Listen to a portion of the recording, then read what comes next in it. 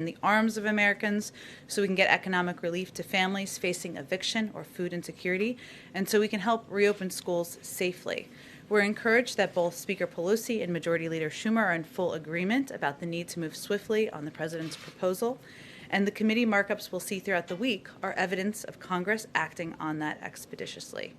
Our expectation is that this week's House markups will track closely with what the president has proposed, but there will, of course, be adjustments to strengthen the bill and tweaks as a result of the legislative process, which he's quite familiar with, having served there for 36 years, which is exactly how the process is supposed to work. We're also going to continue to make the case directly to the American people about the urgency of getting this package across the finish line, including through national and local TV and radio interviews, engagement with hundreds of mayors and county elected officials, consultations with stakeholders across the political spectrum, from labor and rural leaders to the faith community. Here's a quick overview, a number of you have asked about this, of the sense of the scope of our efforts.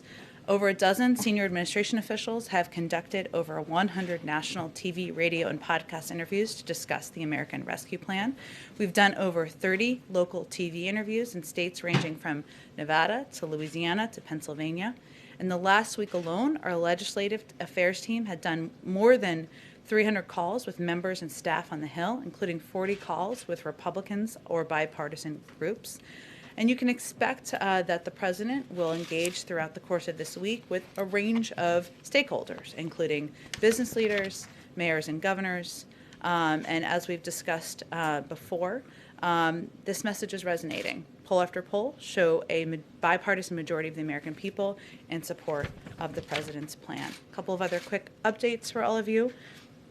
Many folks likely noticed, if you all watched the Super Bowl, the President and the First Lady yesterday appeared in a PSA that aired during the pregame show, thanking healthcare workers and addressing the importance of continuing to wear masks and getting vaccinations when it's your turn. This is a good example of how you can expect the White House in the coming months to reach out with critical public health messaging as part of an education campaign, meeting Americans where they are, on their couches, watching the Super Bowl for yesterday, and communicating about the important mitigation steps people can take.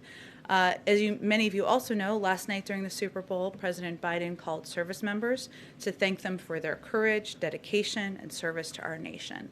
He first called troops with Resolute Support Mission in Kabul, and then the USS Nimitz.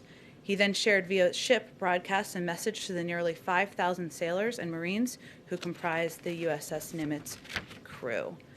With that, let's get to your questions. Go ahead, Alice. Thanks, Jen. I have two. The first is on your favorite topic, impeachment. Does the president have plans to watch any of the trial this week? And does the White House prefer a speedy impeachment trial, or would the president prefer a full airing of the violence at the Capitol and Trump's role in inciting it through things like live witnesses? Well, first, the president himself would tell you that we keep him pretty busy, and he has a full schedule this week, which we will continue to keep you abreast of as soon as we have more details. But we've already announced his plans to go visit the NIH, to go visit the Department of Defense. As I noted, he will be engaging with business leaders, mayors, and governors, and of course, continuing to make the case and have conversations with Democrats and Republicans directly about his hopes and plans for the American Rescue Plan moving forward as quickly as possible. So I think it's clear from his schedule and from his intention, he will not spend too much time watching the proceedings of any time over the course of this week. He will remain closely in touch with Speaker Pelosi, Leader Schumer, a range of officials on the Hill about his plan, and that's exactly what they want him to do, is to remain focused on that. And he will leave the pace and the process and the mechanics of the impeachment proceedings up to members of Congress. Sure. And President Biden said there's no need for Trump to receive intelligence briefings. Has Trump requested any? Has he received any? And is that the official decision, or who is that decision left up to? Well, the president said when asked that there was no need for him to receive them, and he referenced, of course, his erratic behavior, which I think many Americans would agree with him on. He was expressing his concern about former President Trump receiving access to sensitive intelligence. But he also has deep trust in his own intelligence team to make a determination about how to provide intelligence information if at any point the former president requests a briefing. So that's not currently applicable, but if he should request a briefing, he leaves it to them to make a determination. Go ahead. Oh, sorry, I've been meaning to go to Reuters next, so we'll go right to you next. Go ahead. Thank you so much. So you mentioned that there will be adjustments, or there could be adjustments to Sure. the ARP. One component of that was really important as far as the campaign promise was the $15 minimum wage. The president has already signaled that that may not make it into the full package. How important is that measure still to the White House, and how will you get it done? And then also the other thing that came up this weekend is looking at tweaking the level of who gets the stimulus checks. And Janet Yellen mentioned 60,000. Can you explain who gets left out, right? You know, if you get the 60, if you know, who is between the 60,000 and the 75,000? Sure. Well, in the first question, the president remains firmly committed to raising the minimum wage to $15. That's why he put it in his first legislative proposal, and he believes that any American who is working a full-time job trying to make ends meet should not be at the poverty level, and it's important to him that the minimum wage is raised. He was referring this weekend to, as you noted in your question, the parliamentary process. Obviously, it's the most likely path at this point is through a reconciliation process. There is a parliamentarian who will make decisions about what can end up in a final package. And that was certainly what he was referencing in his comments. In terms of what the options are, we'll see what the parliamentarian decides, and then we'll see what additional options are, but we're getting a little ahead of where we are at this point in the process. I'm sure we can continue to have a discussion about it in here. And then say your second question one more time. 60,000. Sure. Well, one of the pieces that the president has talked about is his openness to engaging and having a discussion about what is called, kind of the unofficially called, I guess, the scale up, right? So his proposal, as you know, had proposed $1,400 checks to make the $2,000 whole. He had proposed kind of a threshold. There's a discussion right now about what that threshold will look like. Conclusion hasn't been finalized. That will be worked through Congress. But either way, his bottom line is that families making $275,000, $300,000 a year may not be the most in need of checks at this point in time. But whatever the threshold is, there will be a scale up. So his view is that a nurse, a teacher, a firefighter who's making $60,000 shouldn't be left without any support or relief either. It's just a question of sort of where the scale up looks like, what it looks like in a final package. But it's still being negotiated at this point in time.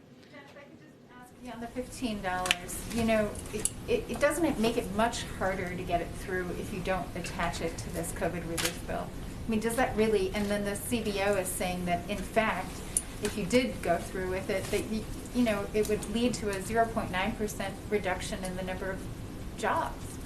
Well, I heard about the CBO score as I was walking out here, so I haven't talked with our economic team about that specifically. And at this point in time, it's still working its way through the process in Congress, and the parliamentarian still has to make a determination about what will be in a final package. I promised I'd go to you first. Thanks, Jen. Next, I should say. Go ahead. Thank you. I have a couple questions on COVID, but I wanted to start with Iran. Sure. President Biden said that the U.S. would not lift sanctions first and that Iran would have to stop enriching uranium before negotiations could resume. But since then, the Supreme Leader has said that the U.S. has to act first and roll back sanctions in order to re-engage. Is this a non-negotiable point for President Biden? And if so, how do you get out of this stalemate? Well, just to be very clear, the president never said that exactly. It was stated by the interviewer, Norah O'Donnell, who did the interview, and he didn't respond to the question. So the president's position is that if Iran comes back into full... I think if we were announcing a major policy change, we would do it in a different way than a slight head nod. But overall, his position remains exactly what it has been, which is that if Iran comes into full compliance with its obligations under the JCPOA, the United States would do the same, and then use that as a platform to build a larger and stronger agreement that also addresses other areas of concern. And that would, of course, be done with our P5+1 partners, as it was done when we were putting together the JCPOA in the first place. So what's the response response to Iran's argument that it was actually the U.S. that violated the JCPOA by abandoning it, and therefore it's the U.S.'s burden to re-engage? Well, those were actions of the former administration, as you know, and President Biden, of course, was a part of an administration that were advocating for the plan to be put together to begin with. But I think his position, the position of our national security team, and the position that he's been in discussion with our partners about, or I should say conveying to our partners, is that it's really up to Iran to come back into full compliance and with its obligations under the JCPOA. And at that point, we could move the discussion forward. Thank you. And Sure. Can you talk about the concrete steps the administration's doing to target and stop the spread of the variants we keep hearing about? Does that include surging vaccines to areas impacted like South Florida or California with the B117 strain? Well, I know for those of you, and I know we had a lot of briefings today, who had the opportunity to participate in the briefing with some of our medical and health experts. They talked about the importance of not only vaccination, getting the vaccine when you're eligible, that is a protective step, obviously, and also abiding by a number of the mitigation steps that our health experts have recommended. But beyond that, I'm not going to go beyond the advice of our health and medical experts at this point in time. Go ahead, Caitlin. Two questions for you. One, on the minimum wage, you're saying it's up to the parliamentarian to make a decision about whether that can be included in here. Of course, we know Senator Sanders said they're still waiting on that, but technically the vice president could overrule the parliamentarian on this, and it hasn't happened in a long time, but is that an option the White House is considering? Would President Biden want Vice President Harris to overrule the parliamentarian to include this in this package? Well, I'm not aware of that being allowed. I'd certainly take you at your word. I think our view is that the parliamentarian is who is chosen typically to make a decision in a nonpartisan manner in terms of what can be included in a package that goes through reconciliation is the proper process for this to journey through. So when President Biden told CBS that he did not think it was going to survive, who had told him that it wasn't going to make it through likely?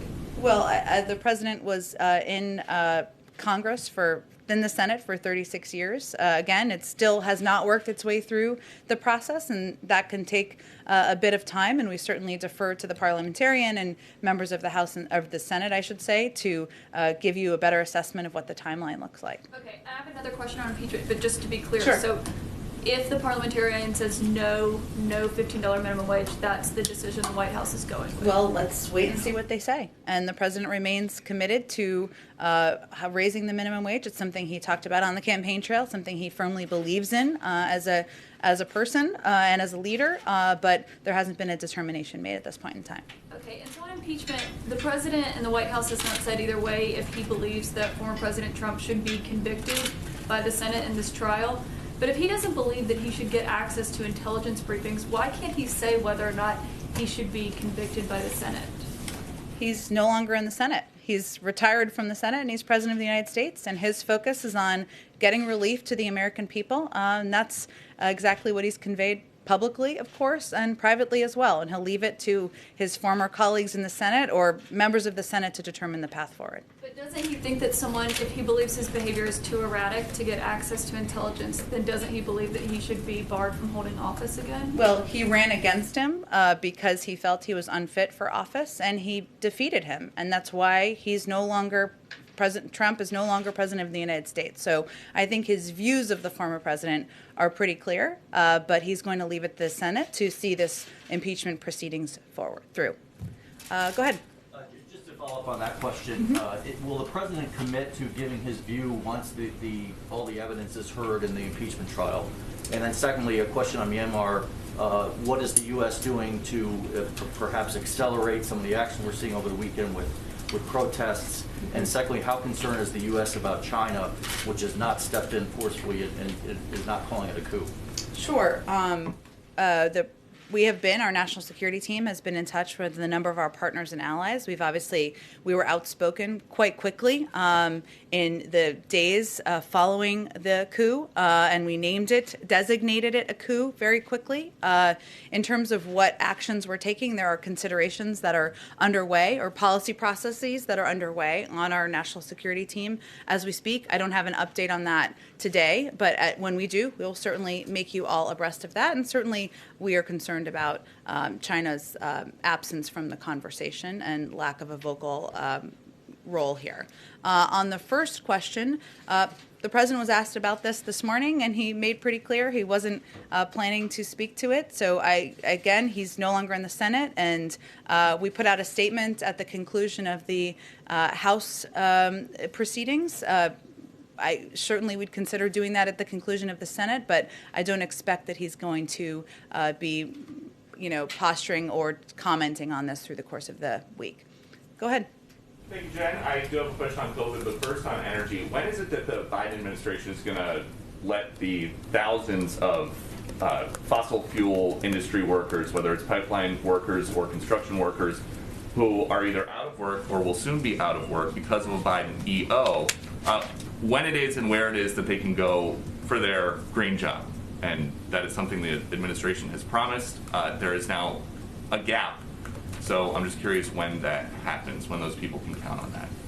Well, I'd certainly welcome you to present your data of all the thousands and thousands of people who won't be getting a green job. Maybe next time you're here, you can present that. But you said that they would be getting green jobs, so I'm just asking when that happens. Richard Trumka, who is a friend, longtime friend of Joe Biden, says about that day one Keystone EO, he says, I wish he, the president, had paired that more carefully with the thing that he did second by saying, here's where we are creating the jobs.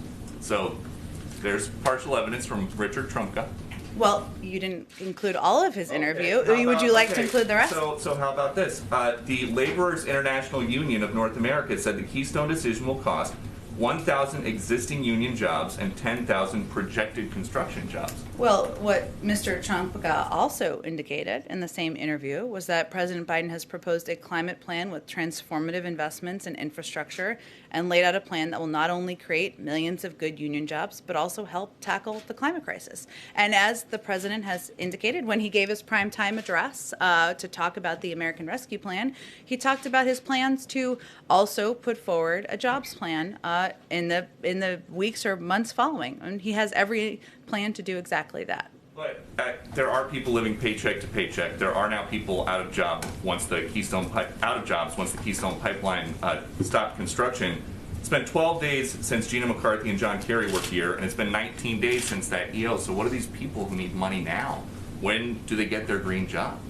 Well, the president and many Democrats and Republicans in Congress believe that investment in infrastructure, building infrastructure that's in our national interests and that boosts the U.S. economy, creates good-paying union jobs here in America and advances our climate and clean energy goals are something that we can certainly work on doing together. And he has every plan to share more about his details of that plan in the weeks ahead. And then just a quick one on the stimulus. There's reporting that House Democrats are going to come out with a $3,000 per child stimulus for some eligible families.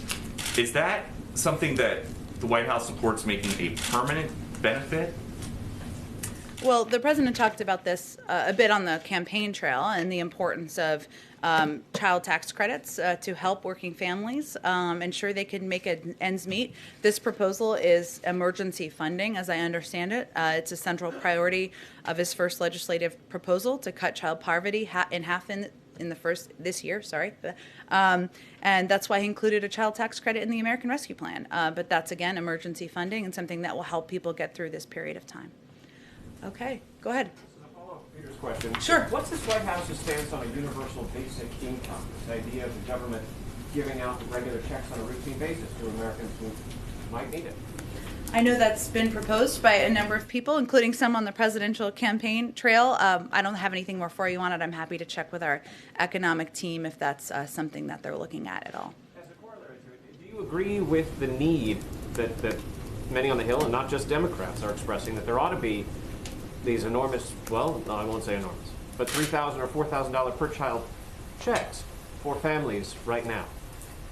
As I tried to just indicate, I mean, the president supports the proposal that Representative Neal and others have put forward to ensure that there is money in the package that helps bring relief to families in the form of a child tax credit. That's something he certainly would support.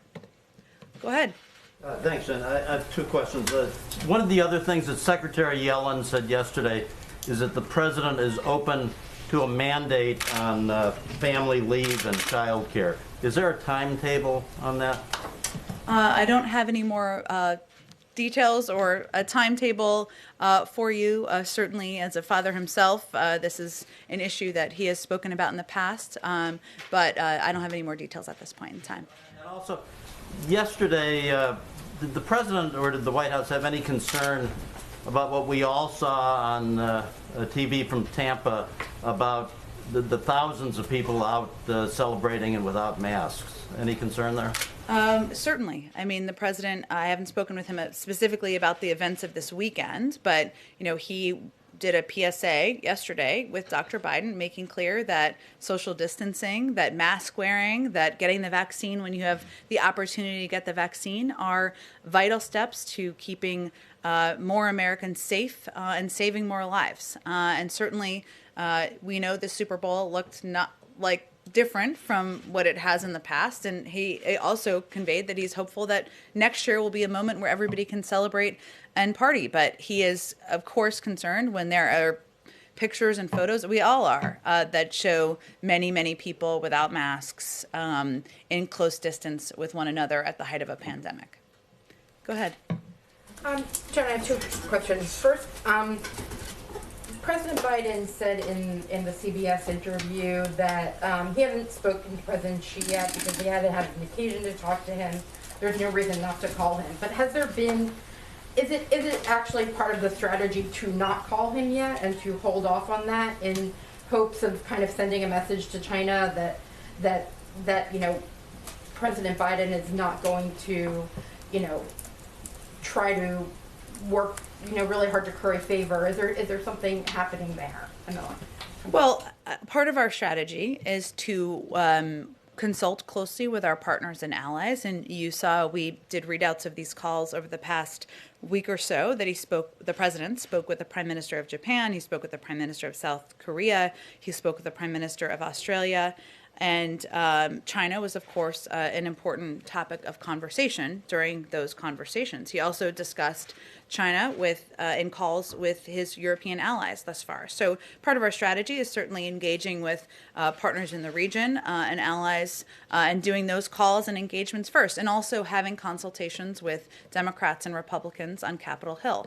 I know I can't say this forever, but we've only been here 2.5 weeks. He has not called every global leader yet. He's not had engagements with all of them, and I'm sure he will do more of that in the weeks ahead. But he has spoken to President Putin, who is somebody who is not quite an ally. Certainly not. So, yes. And that was more than a week ago at this point. So, yes, but he had that conversation in part because there was a timeline for New START and the deadline that was approaching with New START. And during that conversation, he made very clear that there are significant concerns the administration has about the reported actions of the Russian government. But for the most part, his other calls have been with partners and allies in the region, in Asia, and in Europe as well, at this point in time. And then on something else, Ron Klain said on January 21st that the administration was going to try to build what he described as a national clearinghouse for information about the COVID vaccine. Is something like that being built in the administration? And if so, how long do you think that's going to take? I think people are really struggling to find information about their state, their county, and you know, there's so much difficulty in the vaccination process. You're right. There's a great deal of confusion, and one of the focuses we have had is trying to alleviate that confusion, and part of that has been through working with governors and local elected officials. One of their biggest requests has been to have more of a heads up on how much vaccine supply there would be. Of course, to increase vaccine supply, we've worked to do both to ensure that there's through planning time for vaccine allocation, increases in allotments as supply allows, and of course deploying government resources to sites where they are needed. We're looking at a host of measures that could help us achieve our goal, of course, of getting 100 million vaccines in the arms of Americans in the first 100 days, and also ensuring that we're reaching communities where there are higher levels of vaccine hesitancy. But the president has directed his team to use whatever tools and resources necessary to get the job done. So there are a range of options under consideration, but I don't have any updates for you on that particular proposal. Certainly, a lot of people would love that, but we're looking to prioritize how we can be most impactful as quickly as possible, and working with states and governors to make those determinations. Go ahead, Ann. Thank you. Back on impeachment, you mentioned that the president will be in close contact with Senator Schumer. Do you expect that to be daily? Have they spoken since he's gotten back from Delaware? Will that be a regular way that the president is briefed on the progress of the impeachment trial? I don't expect that would be a primary topic. I actually expect it would be more about the American Rescue Plan and progress being made on that front. There are, of course, markups happening this week, more on the House side, and the president has remained in close touch with Speaker Pelosi and Leader Schumer very regularly over the course of the last few weeks, and I expect that would continue. Do you expect that they will have any strategy discussions at all as the trial is unfolding? I don't expect that would be a primary point of discussion of their conversations. You said that he's busy and he's not going to be spending moment by moment attention to it this week, but will he get a daily update, or perhaps more frequently than that, from White House staff? I don't expect that will be a primary focus for him this week, or of his senior staff either.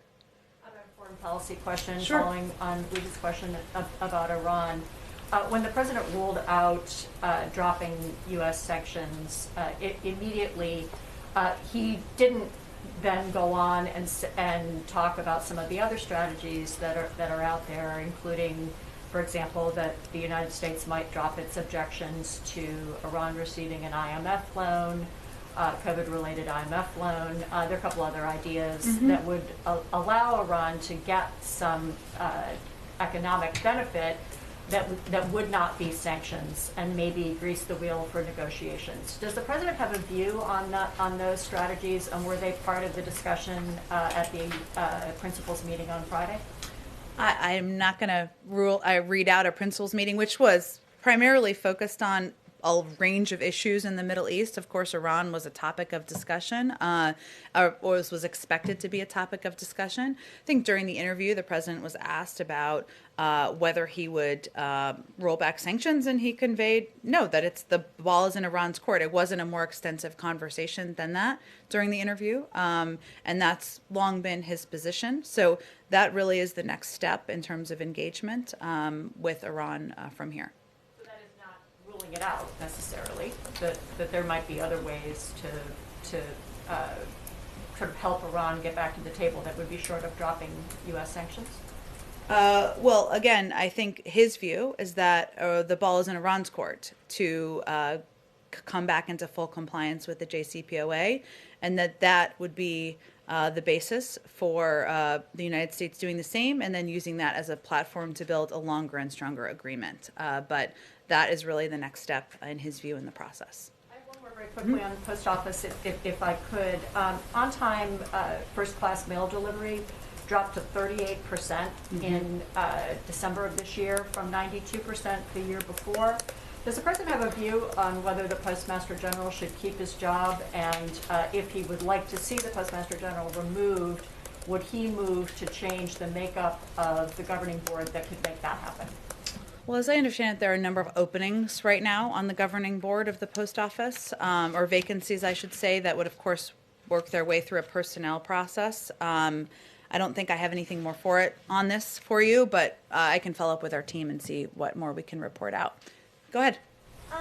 Back on the subject of the COVID checks, Bernie Sanders said it would be absurd to lower the threshold, the income threshold, and some other Democrats have raised the prospect that doing so could lead to a political backlash, given voters in Georgia were explicitly promised this aid by the president, and they didn't really have any reason to believe that fewer people would qualify for that aid under the Democrats' plan. So I'm wondering if that's something you guys are concerned about, and how you would address that criticism. Well, the president proposed the $1,400 checks to make plus $600 is of course $2,000 because he felt it was important and vital to get that direct relief to as many Americans as possible and target that relief to the Americans who need help the most. And that's how his original plan and proposal was designed. He's also said, and I've said many times from here, that the final plan will look different from what the plan he proposed in his joint session address. It's still working its way through Congress, and I don't think a conclusion has been made yet on the exact level of targeting. And when it does, we're happy to have a conversation about that. But part of this is an opportunity for members of both parties and members who are across the political spectrum, of course, even in the Democratic Party, to weigh in on what the path forward should look like. Go ahead in the back. Thank you, Jen. A little bit of follow-up on the Iran and China question. What does President Biden consider the biggest threat to the U.S. national security? Overall in the world? Yes. Well, I'm not sure I'm going to define that for you in this moment. There are a range of threats that he's talked about in the past, and I'm sure he'll have more to say on his national security approach and strategy in the weeks ahead. I have one question. Last week, a report made by NGOs and universities was sent to the White House recommending that the United States break negotiations on trade and others with Brazil over climate and human rights violation. And likewise, some Democrats on the Hill already had expressed the same opposition to expand economic partnership with Brazil. Is the White House paying attention to those reports and to what's happening in Brazil? Oh, we certainly are paying close attention to what is happening in Brazil. Obviously, we share a vibrant partnership that spans 2 centuries of mutual interest and shared values. And we, have even announced in recent days, on February 5th, the United States government through the through USAID announced it has delivered an additional $1.5 million in emergency COVID response in Brazil. And we, of course, remain, closely engaged in what is a significant economic relationship. We are by far the largest investor in Brazil, including in many of Brazil's most innovative and growth-focused companies, and we'll continue to strengthen our economic ties and increase our large and growing trade relationship in the months ahead. But Jen, the policies of the Brazilian president and President Biden on the many issues, climate, gay rights, other ones, are very different. Mm-hmm. How can they work together? Well, just as is true in many of our relationships, we look for opportunities to work together on issues where there is joint national interest, and obviously there's a significant economic relationship, and we will not hold back on areas where we disagree, whether it's climate or human rights or otherwise. And so that will be the path forward with our relationship with Brazil as well.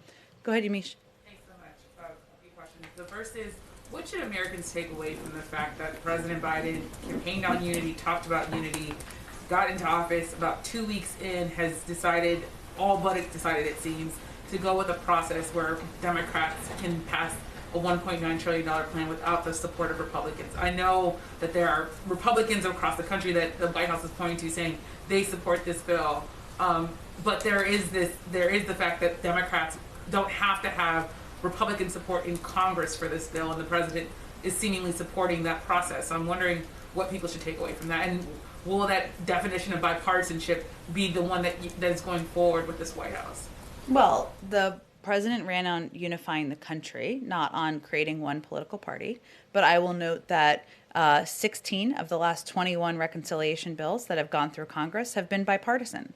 And certainly there's opportunity for Republicans to not only offer amendments as it's going through the House committee process, and then we'll go through the Senate committee process following that, but they will have the opportunity to, of course, vote for a package that the vast majority of the American people support. The president is his first priority is getting relief to the American people.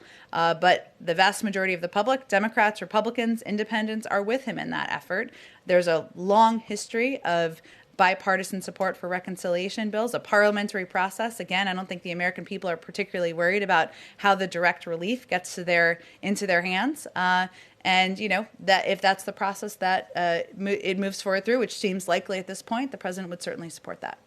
I have a question also on impeachment. I know the president, you say, isn't going to be watching it, but there are going to be millions of Americans who will be watching it. I wonder what the president's message is to Americans, especially the ones that are still mourning the loss of people who died in the Capitol, who are still wondering whether or not former President Trump will be possibly acquitted in this trial, even if President Biden doesn't want to say whether or not President Trump should be convicted. I just wonder if the White House has any message to Americans who are gearing up for what could be a tumultuous and traumatic 2 weeks.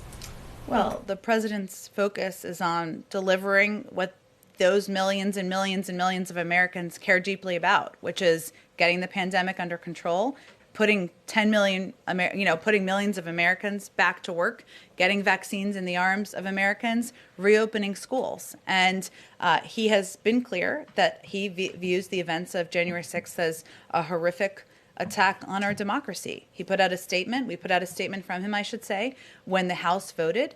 But he's going to leave it to the Senate to determine the path forward here. That doesn't change, and his view is that he was elected to deliver on the promises he made on the campaign trail. So that's what he's going to keep his focus on in the weeks ahead. Go ahead. Oh, go ahead, Yamiche. Saying that the GOP can offer amendments, that doesn't mean that they have to listen to them or accept them. So I wonder then if Republicans have to just accept what the Democrats have approved. I just wonder if you could talk a bit more about this definition of bipartisanship, because there is this, I know you're saying that Democrats and are giving Republicans the opportunity, but there's still this idea that Democrats are in 2 weeks in are going it alone. Well, again, 16 of 21 reconciliation bills in the past have received bipartisan support. And the ideas in this package, the proposals in this package, have broad support from Democrats, Republicans, and independents across the country. So I would pose the question back to Republicans. Why aren't you supporting what the vast majority of the public supports? I'll leave it at that. Go ahead. Oh, sure, go ahead. Completely it's okay. But we can switch topics. It's fine. Go ahead. A completely different topic, which is Defense Secretary Lloyd Austin wrote his first memo on January 23rd that the president had ordered a 90-day commission to pursue solutions to sexual assault in the military. I'm wondering if you could talk a little bit about if that's a White House commission, a defense commission, who picks the commissioners, anything more you can say about that commission that's supposed to be looking at sexual assault in the military. I believe it's a commission at the Department of Defense. It's certainly an initiative the President of the United States supports, but I would send you to the Department of Defense for more specifics about the timeline and membership. Go ahead. With some of the crises that the nation has faced in recent months, you've got COVID, more than 400,000 Americans dead, January 6th, the attack on American democracy. There have been calls for a 9/11 style commission to write the official histories of those events. Is that something the president would support? Of the COVID commission? Or 9/11. I'm sorry, or January 6th, rather. A determination of that kind would be made by Congress, as you well know, and his focus at this point in time is on addressing the crisis in this moment, right? Which is ensuring that more Americans get shots in their arms, that we are getting the pandemic under control. There has been a report by HHS looking at the prior administration's handling of the COVID crisis, and we've also not held back in areas where we felt that it was handled in a way that impacted the lives of millions. But at this point in time, our focus is really on getting the pandemic under control, and we'll leave that decision up to Congress. Go ahead. Two quick ones. One, news of the day. Has President Biden reached out to anybody from the Tampa Bay Buccaneers? And if not, is that something that's going to happen today?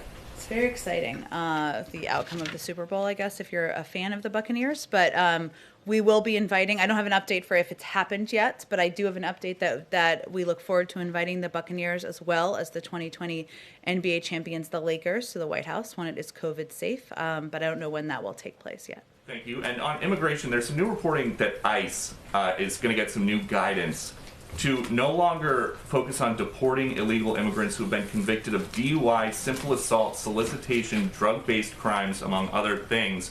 And I'm curious how that is in the interest of public safety.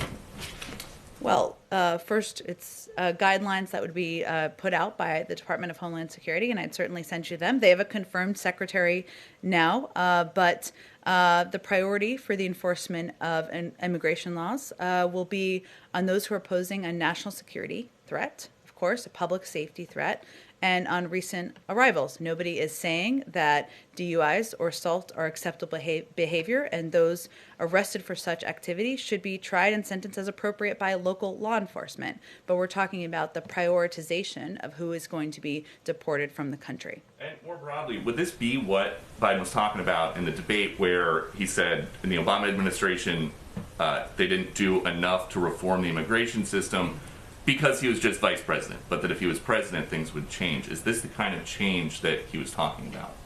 Well, I think the kind of change he was talking about was putting forward an immigration bill at a time where modernization of immigration is long overdue, that addresses not only a pathway to citizenship, but puts in place smart security measures and addresses the root causes of these issues in the countries in Central America. So I think that's primarily what he was referring to, but also prioritization, which again would be up to the Department of Homeland Security to ensure our focus is on the individuals who pose the greatest national security threat, is also something he's long supported.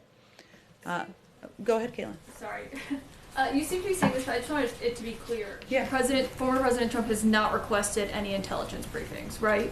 Not that I'm aware of, but I would point you to the intelligence community and the ODNI for more specifics. And to follow up on that, why is there a reason Morgan Muir is no longer leading President Biden's daily intelligence briefings? I believe he's overseeing the process of preparing materials, but I don't have any more details. I'd point you to ODNI on that as well. Okay, so there's no reason you know that he's not leading the in-person briefings. He's assembling the daily brief, but Yeah. he's not leading them in person. Which is a very important role to play and very labor intensive, but I would point you to them for more specifics on the briefings and who will be providing the briefings. Go ahead. Thanks, Jen. I have two questions. One's a quick follow on Sure. impeachment. Aside from the particulars of this case, does President Biden think it's constitutional to impeach and convict a former president who is no longer in office?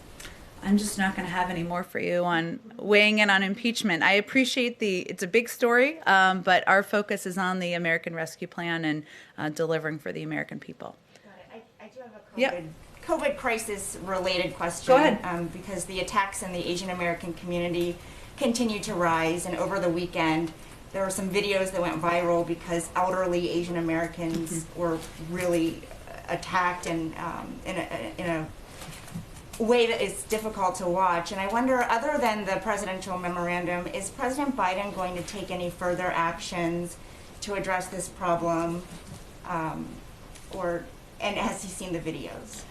I'm not aware that he's seen the videos, but he is concerned about the discrimination against, the actions against the Asian American community, which is why he signed the executive order and why he's been outspoken in making clear that, attacks, verbal attacks, any attacks of any form are unacceptable, and we need to work together to address them. But obviously the executive order is something he did very early in his administration. It's still early, but even earlier, because he felt it was so important to put a marker down. Is there anything more that can be done, like offer DOJ or FBI assistance to local law enforcement authorities? I mean, I'd certainly defer to, we would support, of course, additional action on a local level or federal level, but I would send you to DOJ or FBI for any further specifics on that. Thank you, everyone. See you tomorrow. Thanks, Jen.